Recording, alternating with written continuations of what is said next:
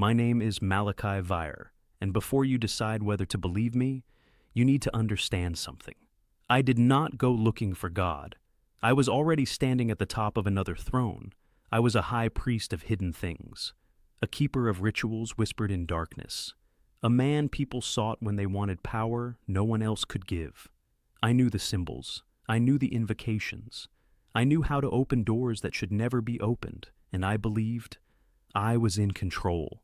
But I made a vow I never thought I would have to keep.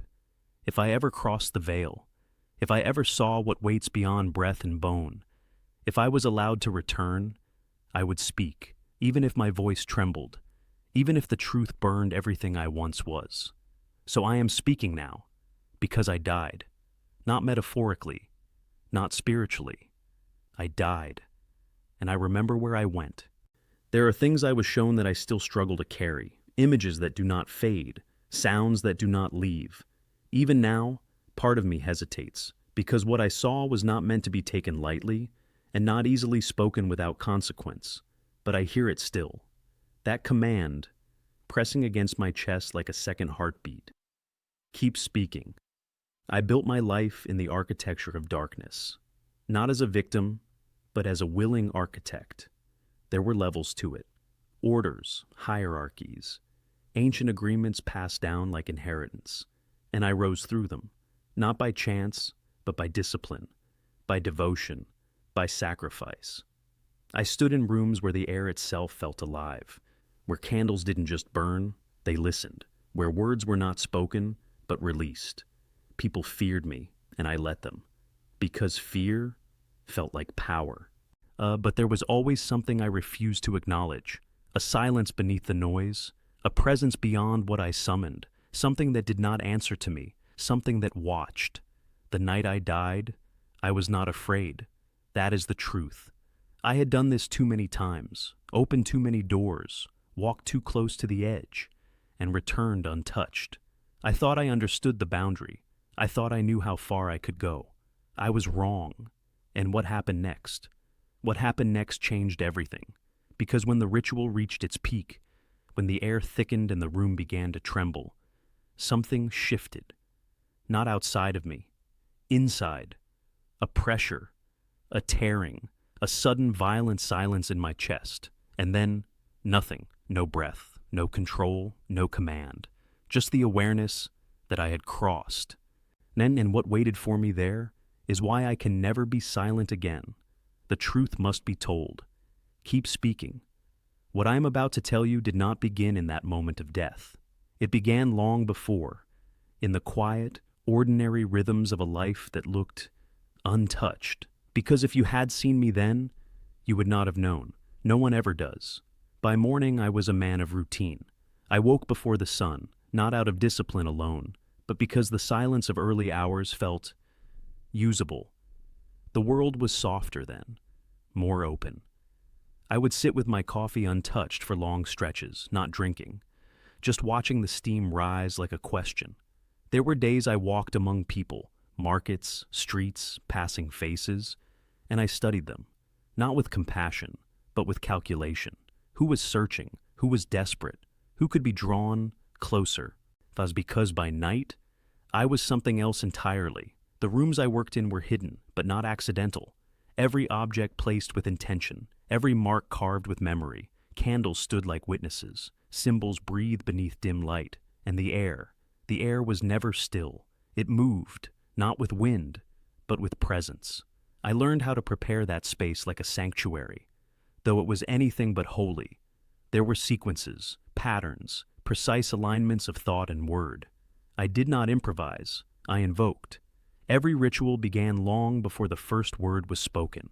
It began in the mind, where doubt had to be silenced, and intention sharpened into something almost alive. And they came, one by one. Some came trembling, others came angry, most came empty. They sat before me with stories they barely understood. Loss, betrayal, now hunger for something more. And I gave them what they believed they needed, direction, symbols, rituals they could carry home like promises. They looked at me as if I held answers, and I let them. Because in those moments, I believed I did. But there is something I must confess. Even then, at the height of what I called power, there were cracks, small at first, almost easy to ignore, a hesitation in the air where certainty should have been, a delay in response. There were moments during invocation when the silence stretched longer than it should, moments when the room did not respond the way I expected, moments when I felt observed, not by what I had called, but by something beyond it. I remember one night in particular. The candles burned lower than usual, their flames bending in directions that made no sense. The symbols on the floor seemed wrong, not misplaced, but resisting. And for the first time, my voice faltered, just slightly, just enough. I corrected it quickly. I always did, because control was everything. Control was the foundation, the proof, the illusion I could not afford to lose. But beneath that control, something was shifting, a weight I could not name, a question I refused to ask, because asking it would have unraveled everything. What if I was not the one in control? I buried that thought, deep, beneath ritual, beneath repetition, beneath pride, and I continued, day after day, night after night, perfecting what I believed was mastery, living two lives, one that the world could understand, and one that only darkness recognized. But there are other signs, subtle but undeniable. The feeling of being watched when no one was there, a presence behind me that never revealed itself, moments when the air grew cold without reason, and stayed that way long after the ritual ended. And once, I heard something I did not summon, not a voice, not exactly, but a knowing pressed into my mind, not from within me, not from what I called, but from somewhere higher. And it unsettled me in a way nothing else ever had, because it did not respond to command. It did not yield. It simply was, and it saw me. Still, I continued, because pride is a powerful blindness, and power, even false power, is difficult to release once it has shaped your identity. I told myself I understood the boundaries, that I knew where the lines were drawn, that I could walk the edge and never fall. But something inside me knew. Nay, knew that the edge was not where I thought it was, knew that I had already stepped beyond it, long before that final night. He called my name in the dark, not once, not loudly, but steadily, patiently, as if waiting for me to notice. And I did notice. I just chose not to answer, because answering would have meant surrender. And I was not ready to surrender. I was still building, still reaching, still convinced that I was ascending. I did not realize I was descending. He called my name in the dark, and I turned away. Until the night, I could no longer turn at all. Keep speaking. The truth must be told. The night it happened. The air did not feel like other nights. There was a tension beneath everything, not chaotic, not unstable, but watching, as if the room itself knew something I did not. I prepared as I always did. All measured movements, steady breath. Every object placed exactly where it had always been placed. Nothing was different, and yet, everything was. The candles did not flicker gently. They strained, stretching upward, like they were reaching for something beyond the ceiling. The symbols beneath my feet felt heavier, as if they carried a weight I had never noticed before. And the silence. The silence was not empty. It was waiting. I began. Slowly at first. The familiar rhythm of invocation flowed from me without resistance. Words I had spoken countless times now carried a strange density. Each syllable felt thicker, like it was being heard more deeply than before. Then the room responded, not gradually, not gently, all at once. The air pressed inward, the temperature shifted, and something unseen, moved closer. Yeah, closer than it had ever come before. I should have stopped. There was a moment, brief but unmistakable, when I knew this had gone too far. But pride does not recognize warning signs. It overrides them. It convinces you that intensity is proof, that escalation is success. So I continued. The chants grew louder, not from my voice alone, but as if the room itself had begun to echo them back. The walls felt alive. The space tightened around me. And then, pain. Not gradual, not building. instant. A violent pressure in my chest, as if something inside me had been seized. My breath collapsed, not taken, but removed. I reached for air, but there was nothing to reach. My body convulsed, and for the first time, I lost control. I remember the sound of something falling, heavy, final, but it was not until later that I understood it was me, that because I was no longer inside it, there is a moment, a single, impossible moment, when you realize you are no longer where you should be, and I found myself above, not floating peacefully, not lifted with grace, but displaced, detached. I saw my body on the ground, still, eyes open, but empty. The same eyes that once commanded fear now stared into nothing, and I understood something immediately. That body was no longer mine. The room continued without me. The candles still burned, the symbols still held their place, but I was outside of it now, watching, and I could not return. Time began to change. Sound stretched, as if it were being pulled apart.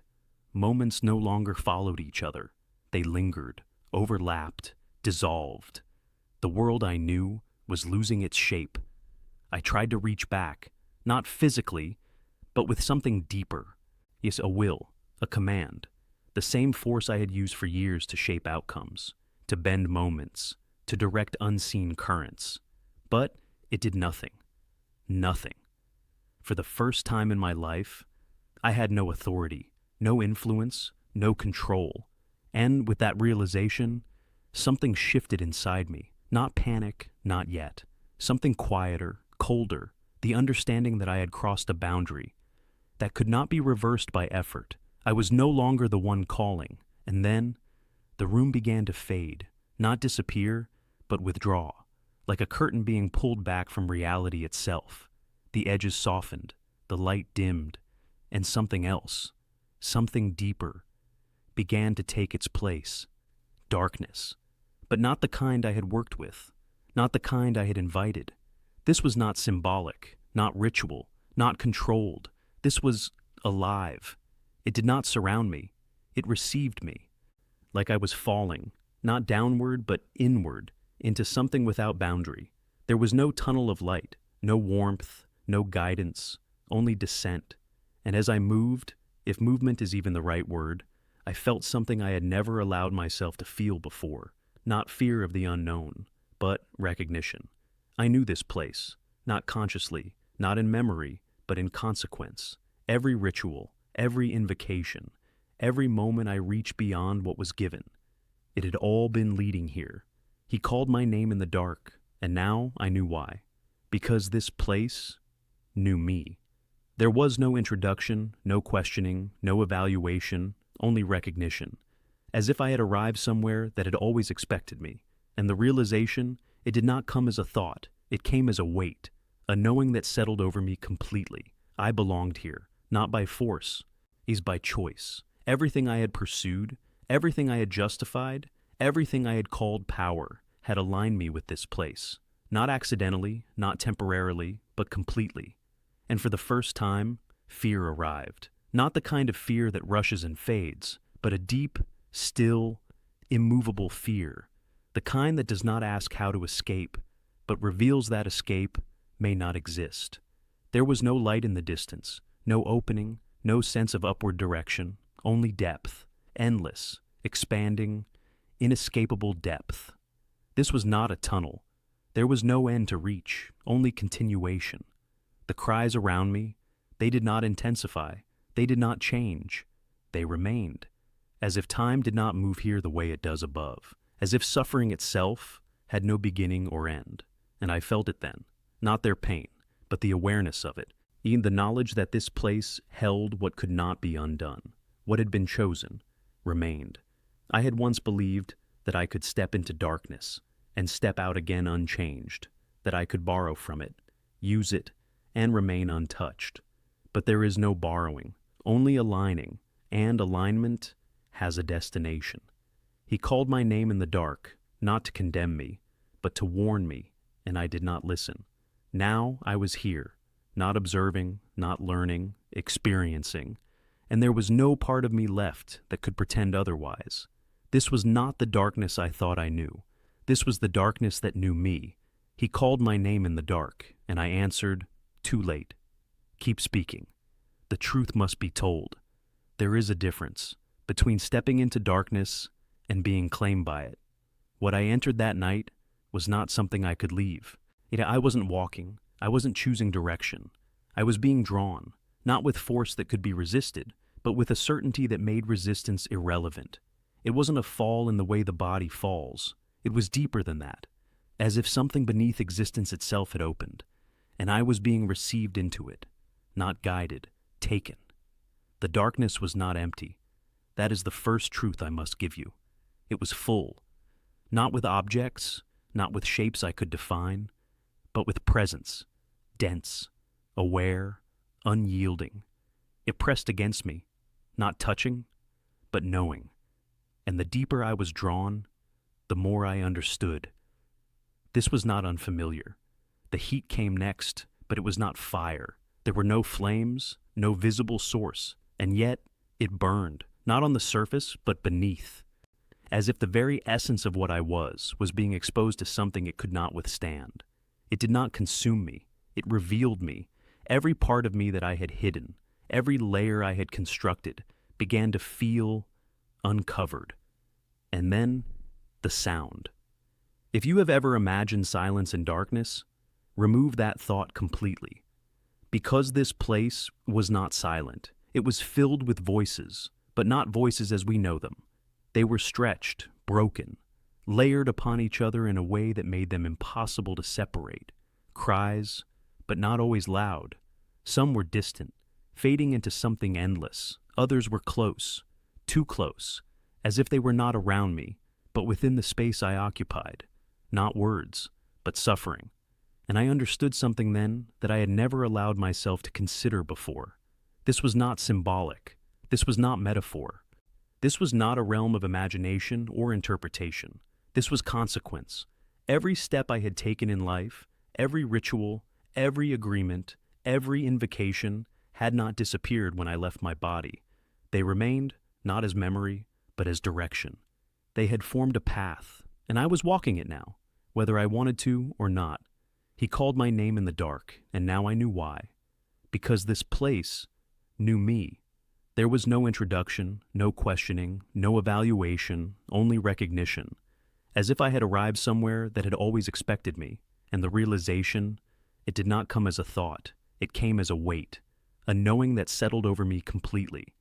I belonged here, not by force, by choice.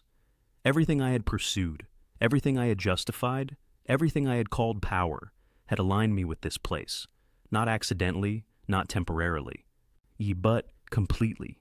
And for the first time, fear arrived, not the kind of fear that rushes and fades, but a deep, still, immovable fear, the kind that does not ask how to escape, but reveals that escape may not exist. There was no light in the distance, no opening, no sense of upward direction, only depth, endless, expanding, inescapable depth. This was not a tunnel. There was no end to reach, only continuation. The cries around me, they did not intensify. They did not change. They remained. As if time did not move here the way it does above. As if suffering itself had no beginning or end, and I felt it then, not their pain, but the awareness of it, the knowledge that this place held what could not be undone. What had been chosen remained. I had once believed that I could step into darkness and step out again unchanged, that I could borrow from it, use it, and remain untouched. But there is no borrowing, only aligning, and alignment has a destination. He called my name in the dark, not to condemn me, but to warn me, and I did not listen. Now I was here, not observing, not learning, experiencing, and there was no part of me left that could pretend otherwise. This was not the darkness I thought I knew. This was the darkness that knew me. He called my name in the dark, and I answered, "Too late. Keep speaking, the truth must be told." And just when I believed that the descent would never end, it stopped. Not gradually, not with warning. It stopped as if something greater than the darkness had spoken without sound. and everything obeyed. The movement ceased. The depth held still. The cries did not disappear, but they softened, as though pushed back by a presence they could not resist. Something had entered. I did not see it at first. I felt it. Not as heat, not as pressure, but as authority. Pure, unquestionable, unchallenged. It did not rise from the darkness. It came from beyond it. And for the first time since I had crossed, the darkness reacted. It did not fight. It did not resist. It yielded. Darkness, yielding. Then came the light. Not a sudden burst, not blinding, but steady, intentional. Like dawn, if dawn had a will. It did not flood the space. It carved through it, and where it touched, the darkness could not remain the same. I became aware of myself again, not as something being carried, but as something being seen, completely, nothing hidden, and then understanding, not spoken, not explained, revealed, all at once. My life, every moment, not just what I did, but why I did it. The intentions I buried beneath confidence, the pride I disguised as discipline, the hunger I called purpose. It unfolded without sequence, without time, everything, present. I saw the people who came to me, not as clients, as souls. I saw their trust, misplaced in my hands, their desperation, redirected into something that could not heal them. And I saw myself, not as I believed I was, but as I truly had become, empty, behind the power. There was no accusation in it, no anger, no voice saying I had failed, only truth, unfiltered, unavoidable. And that truth was heavier than any judgment could have been, because I could not deny it. I had never been in control, not once. Every ritual, every invocation, every moment I thought I was commanding something beyond myself. I was participating, responding, aligning, being led while believing I was leading. The realization did not crush me. It awakened me, painfully, completely. And then the presence drew closer, not moving through space, but becoming more known. If the darkness had weight, this had clarity. If the darkness concealed, this revealed. I could not hide from it. And within that presence, I felt something I had not felt in longer than I could remember. Not fear, not control, but recognition. Not as one who had mastered anything, but as one who had been seen all along. He called my name in the dark, and now I knew who had been calling. The light did not demand anything from me. It did not force confession. It did not threaten. It simply revealed. And within that revelation, there was something else, something I had never encountered in all my years of searching for power. Mercy. Not the kind that excuses, the kind that understands completely and still allows you to see. I felt it then. A truth placed into me, not spoken aloud, but undeniable. You were brought here for a reason. The words did not echo. They settled, deep, as if they had always been waiting for me to hear them, not to condemn me, not to end me, but to show me what is real. And then another truth followed, not separate, but intertwined. A command and a calling in the same breath. Keep speaking. I did not understand how I could speak. I was no longer in a body, no longer in the world I had known. And yet, the instruction remained, clear, unyielding, because what I had been shown was not meant to remain with me. It was meant to pass through me. The truth must be told. The darkness had shown me consequence. But this presence was showing me reality. And in that moment, suspended between what I had chosen and what I was now seeing, I realized something that changed everything. There was still a way, not through power, not through ritual, not through control, but through something I had spent my life avoiding: surrender. The light did not force me into it. It revealed it and waited. He called my name in the dark, not to leave me there, but to bring me out. And for the first time, I wanted to answer. Keep speaking. The truth must be told. And in that moment, held between what I had been and what I was now seeing, the revelation did not arrive as information. It came as unveiling, layer by layer. Everything I believed began to fall away, not violently, not all at once, but with a precision that left no part of me untouched. Truth does not argue.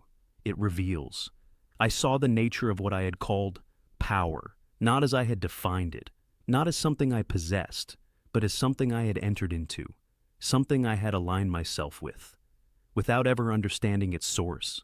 It was never mine, not once. Every ritual I performed, every symbol I traced, every word I released into unseen places. They were not commands, they were responses, echoes.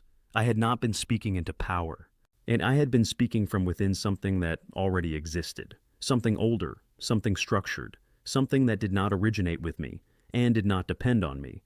I was not a master, I was a participant, and the structure of it, the structure was precise. There were layers, orders, hierarchies beyond what I had perceived, not chaotic forces, not random energies, but organized, intentional, aligned, and I had stepped into it willingly. What I thought was assent was agreement. What I called authority was access, temporary, conditional, and binding. Because every time I reached into that realm, every time I drew from it, I left something behind. Not visibly, not immediately, but spiritually. Fragments, alignment, consent. And those moments, they did not disappear when the ritual ended. They accumulated, quietly, faithfully. It's until they formed something I could not see, but would one day enter, and I did. This is the part that must be understood, not just by me, but by you. There is a difference between influence and authority. What I carried was influence. What I claimed was authority. And they are not the same. True authority does not borrow. It does not negotiate. It does not bind itself to hidden agreements. It originates from truth. What I had required maintenance, repetition, protection, secrecy, because it was not self-sustaining. It fed on participation, on belief, on continued alignment, and I had given it all of that, freely, confidently, proudly, blindly. The presence, the light that now held me, began to reveal something deeper. Not just what I had done, but what it had cost. I saw moments I had forgotten, decisions I had minimized, times when I felt the quiet resistance and chose to override it. Each one mattered. Every agreement, every invocation was not neutral. It shaped me. And shaping leads somewhere.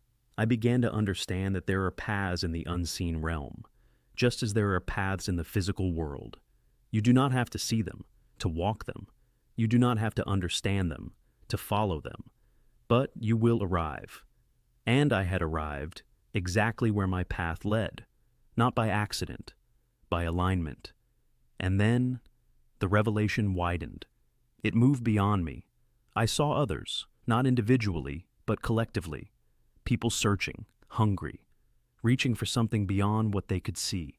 Some through curiosity, some through pain, some through desperation, and many walking the same path I had walked, unaware, unquestioning, is believing they were gaining when they were aligning, borrowing what would one day claim them.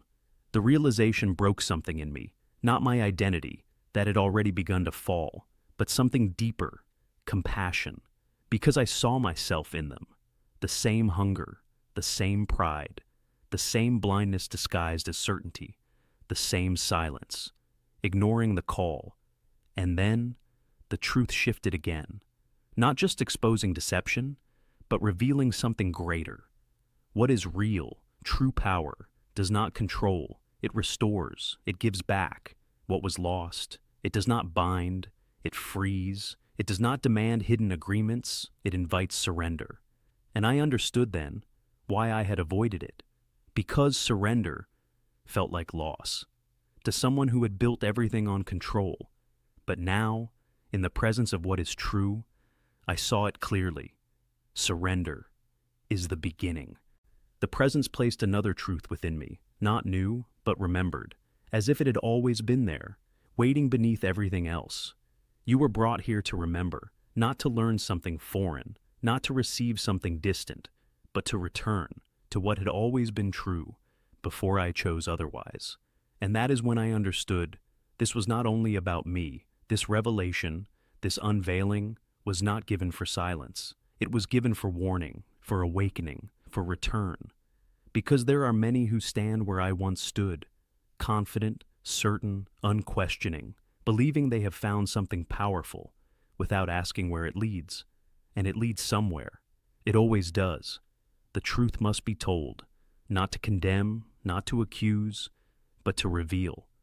He called my name in the dark, not to shame me, but to wake me. And now, I am speaking, because I was shown, because I was allowed to return, because I made a vow that if I lived, I would not keep this to myself. There is a way that restores. There is a truth that frees. There is a light that does not need to be summoned. You were brought here to remember. The truth must be told. And just when the weight of truth felt almost too much to carry, the revelation did not end. It opened. What had begun as exposure, as the uncovering of what I had become, shifted into something I never expected to see. Not darkness, not judgment, but possibility. Hope, where I thought none could exist. The presence did not leave me in what I had done. It showed me what could be undone. And then, the vision came. Not like a dream, not distant, but immediate, as if I was standing inside something that had not yet happened, but was already real. I saw people, not one place, not one nation, everywhere. They were not gathered in temples, not confined to systems, not bound by what had once held them. They were awakening, one by one. Some were leaving practices they had trusted for years. Others were stepping away from things they never fully understood, but had always felt uneasy about. There were moments of hesitation, moments of trembling, because leaving always feels like loss before it feels like freedom. But then, release. I saw it, like chains falling, not violently, but willingly, not ripped away, but let go. And the sound of it was not chaos. It was quiet, like something heavy being set down after being carried too long. Light began to spread, not as a force, but as a presence, moving through people, not around them, touching what had been hidden, yet illuminating what had been confused. And where that light reached, clarity followed. Not complexity, not deeper systems, but simplicity, truth that did not need to be decoded. I saw faces change, not physically, but inwardly. Eyes that had been searching, now seeing. Hearts that had been guarded, now opening. Lives that had been entangled, now loosening. And I understood. This was not destruction. This was restoration. Return. The presence allowed me to feel it, not just observe it, to feel the release, the relief, the quiet joy of something real, finally taking its place. And it spread, not through force, not through fear, but through truth, person to person, heart to heart, a movement that did not need to announce itself, because it could not be contained, a remembering, and then something deeper was revealed. This awakening would not come without shaking. I saw moments of disruption, structures shifting, certainties collapsing, things once trusted, losing their hold, not as punishment, but as exposure, because what is built on illusion cannot remain when truth arrives. And the words settled into me again, not as warning alone, but as preparation. The world must be shaken before it can be restored. I felt the weight of that, not fear, but gravity, because shaking reveals what cannot stand. But what remains is what is real, what cannot be moved. And then I saw something else. Those who responded, those who heard and chose, not perfectly, not without struggle, but sincerely, turning, letting go, stepping into something they could not fully explain, but knew was true, and they were not alone. Though there was a unity, not organized, not forced, but natural, like something long separated, coming back together, a people remembering who they were meant to be. And I understood, this was the beginning, not the end, a rebirth, not of systems, but of souls. And it is already happening, not somewhere far away, not in some distant future, but now, quietly, steadily, and then, the presence placed a final truth within this vision, not distant, not symbolic, but direct. The time is now. Choose. The words did not demand, they invited. But the weight of them left no room for delay, because this awakening is not automatic, it is not inherited, it is not assigned, it is chosen. To release what is false, to turn from what binds, to step into what restores. And I felt it then, not just for myself, but for everyone who would hear this. You are not here by accident. You are hearing this because something in you is ready, ready to see, ready to remember, ready to return. He called my name in the dark, and now he is calling others, not to condemn, not to expose without purpose, but to awaken, to restore. The world must be shaken before it can be restored. The time is now. Choose. And then I was pulled back, not gently, not slowly, but suddenly, like breath returning to lungs that had forgotten how to breathe. Wait. That is the first thing I remember, the unbearable weight of being inside a body again.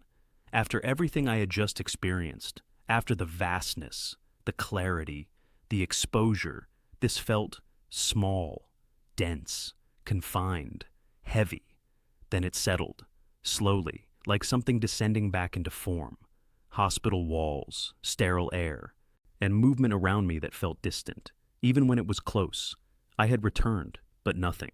Nothing was the same. I lay there, unable to move much, but fully aware, more aware than I had ever been in my life. And what I felt was not relief. It was separation. The life I had lived, the identity I had built, felt like something I had already left behind. Not metaphorically, literally, like a garment that no longer belonged to me. The rituals, the symbols, the authority I once carried so confidently, they felt hollow, empty, powerless. Not because they had changed, but because I had seen what they truly were. And once you see, you cannot unsee. He called my name in the dark, and now everything else felt dim. Days passed, or maybe hours. Time did not feel the same anymore. People spoke to me. I could see their concern, their curiosity, their confusion, but I could not fully enter their world again.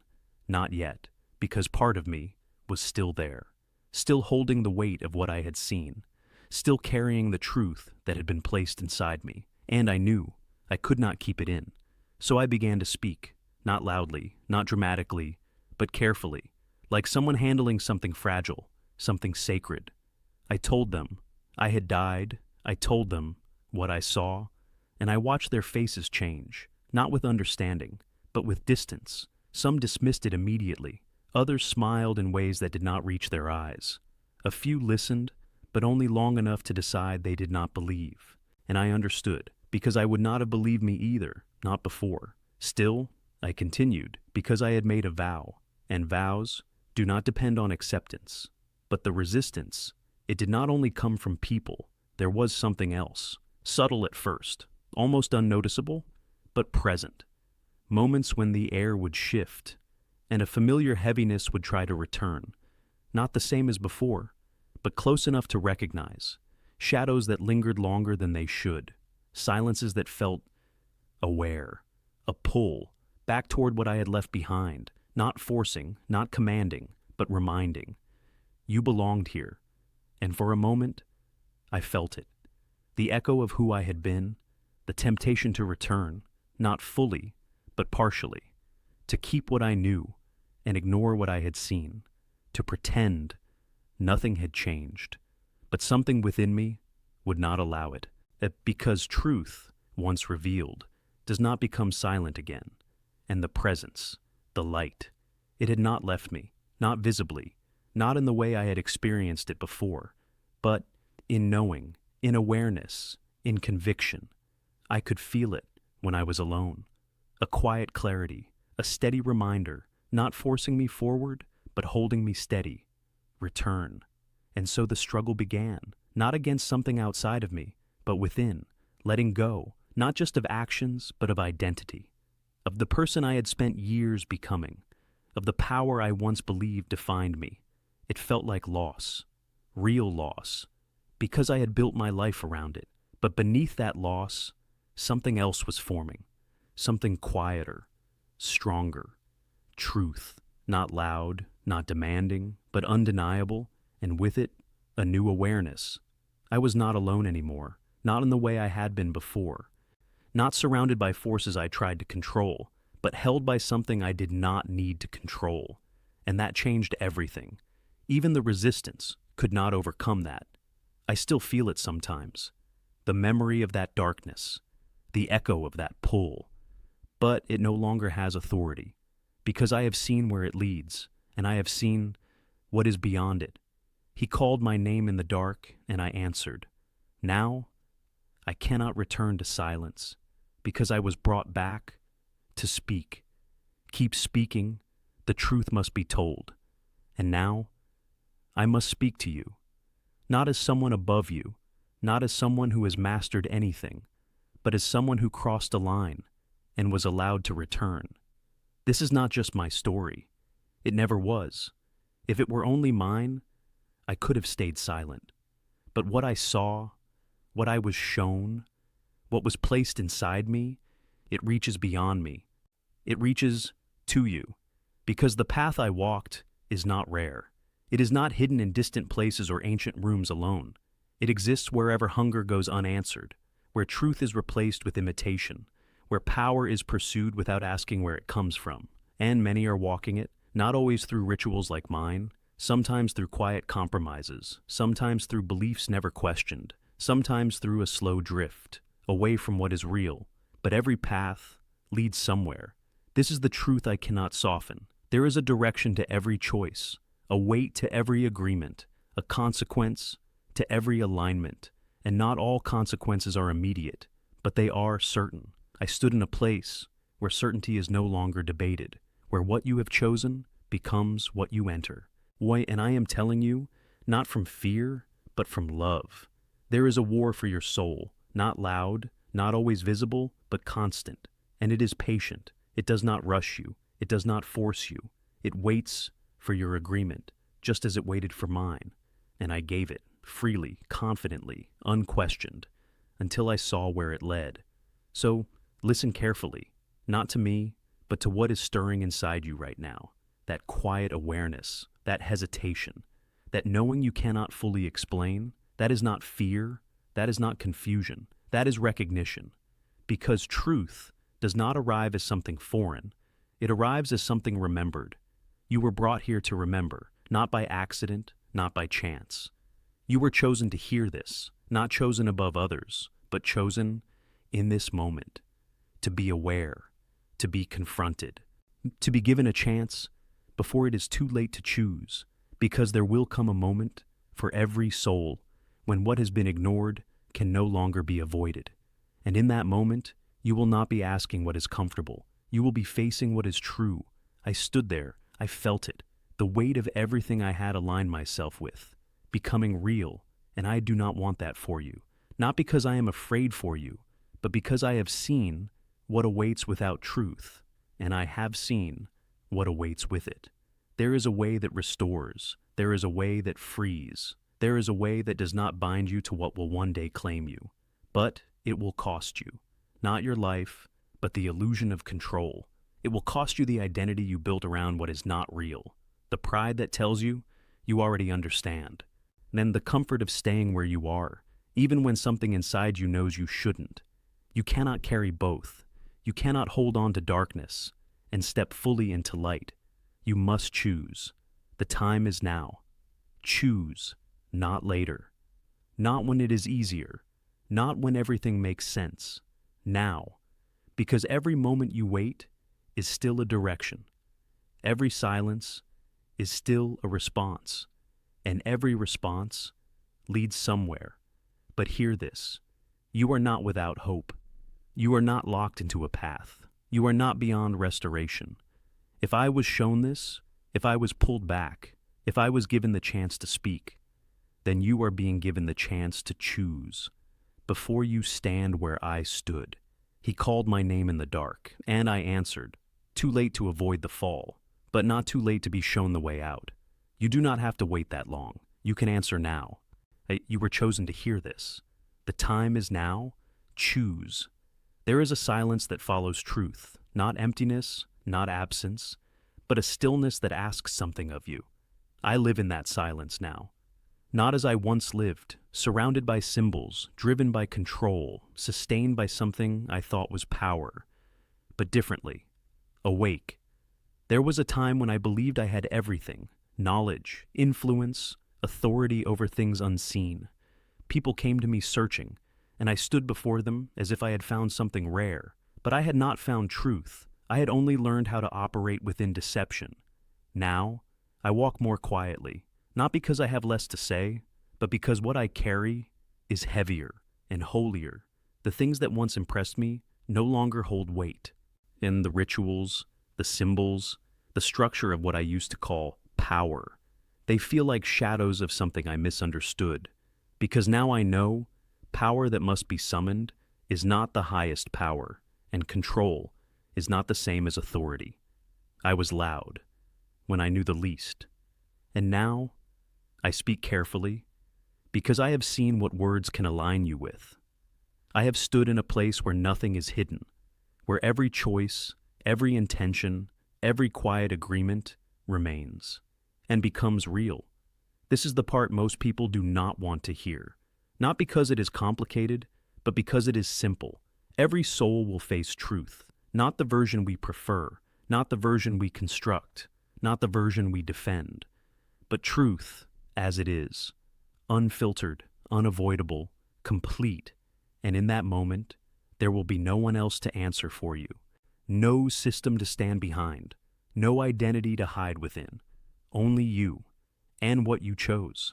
I have felt that moment, even if only for a breath of eternity. I have felt its weight, and I carry it still. So I ask you, not loudly, not with pressure, but with the same quiet urgency that was given to me. What are you choosing? Not what you say, not what you appear to follow, but what you are aligning your life with, in the quiet places no one else sees. Because those places, they matter more than anything you display. He called my name in the dark, and when I finally heard him, everything I thought I was fell away. Not to destroy me, but to reveal what was real. That is the part I did not understand before. Truth does not come to ruin you, it comes to restore you, if you let it. But restoration requires release. You cannot carry what binds you, and receive what frees you. There is a letting go that feels like loss at first, but it is not loss, it is return. I am still learning that, still walking it, still choosing it, day by day. Not perfectly, but intentionally. Because once you have seen, once you have stood where I stood, you cannot pretend again. And I will not pretend. That is why I am here. That is why I am speaking. That is why I kept my vow. Because silence would be easier. But truth must be carried. The truth must be told. If something in you has stirred, even slightly, do not ignore it. Do not bury it. Do not explain it away. Sit with it. Listen to it. Follow it. Carefully. Honestly. All the way to where it leads. Because it is leading somewhere. And you are not alone in that journey.